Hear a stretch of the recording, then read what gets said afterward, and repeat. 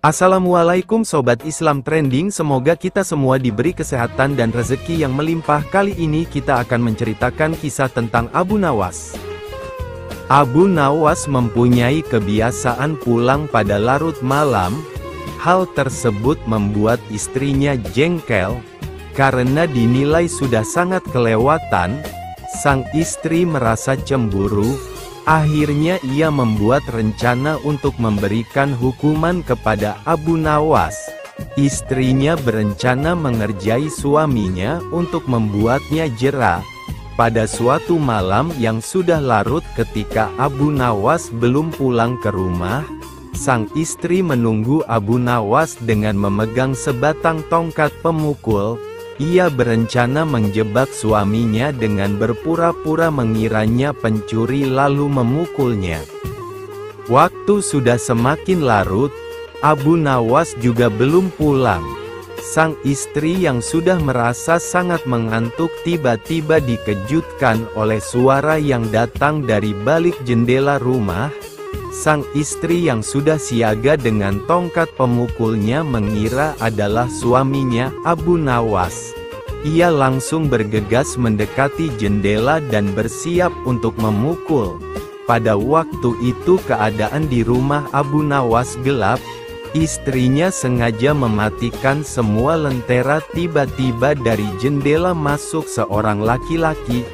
Tanpa membuang kesempatan, istri Abu Nawas langsung melayangkan pukulannya ke arah orang tersebut.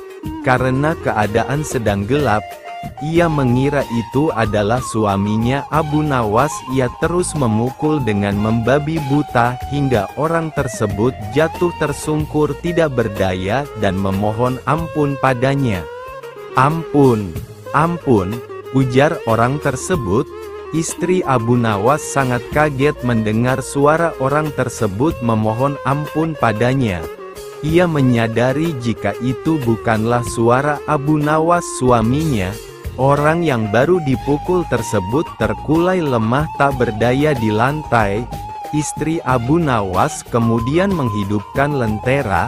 Maka jelaslah tampak jika orang tersebut bukanlah suaminya, melainkan orang lain yang hendak mencuri di rumahnya. Sontak istri Abu Nawas berteriak tidak karuan meminta tolong. "Pencuri, pencuri, tolong, tolong!" teriaknya. Spontan warga sekitar langsung terbangun dan berhamburan menuju rumah Abu Nawas.